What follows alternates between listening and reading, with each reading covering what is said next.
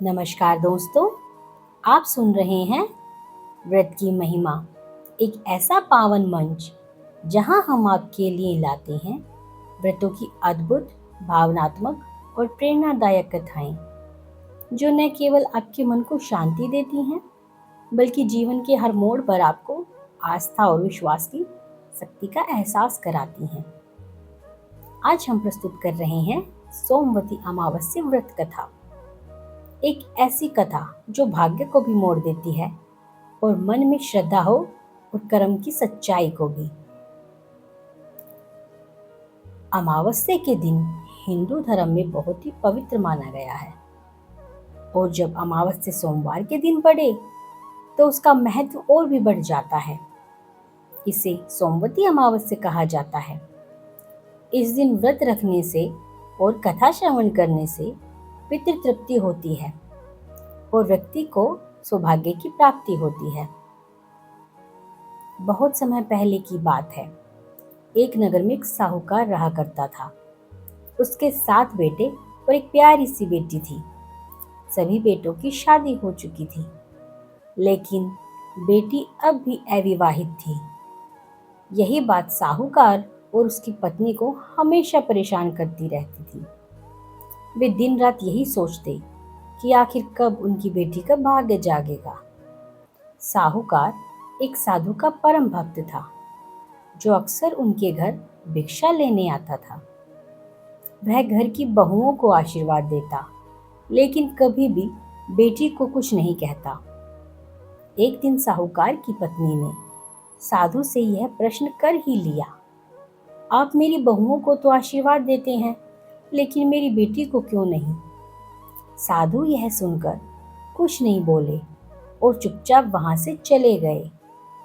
साधु की यह खामोशी साहूकार की पत्नी के मन में और भी डर बनाकर चली गई। उन्होंने एक विद्वान पंडित को बुलाया और बेटी की कुंडली दिखलाई। पंडित जी ने गंभीरता से कहा, इसकी कुंडली में पति अल्पायु है, विवाह के बाद यह विधवा हो जाएगी। यह सुनकर परिवार टूट सा गया, लेकिन फिर पंडित जी ने एक उपाय बताया।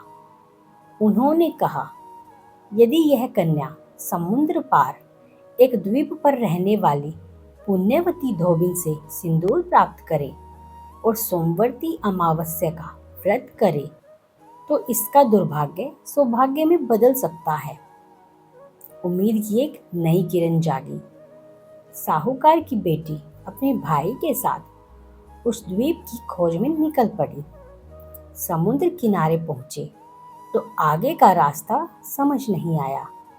तभी उन्होंने देखा कि एक पेड़ पर गिद्धों का घोंसला है और एक सांप धीरे धीरे ऊपर चढ़ रहा है।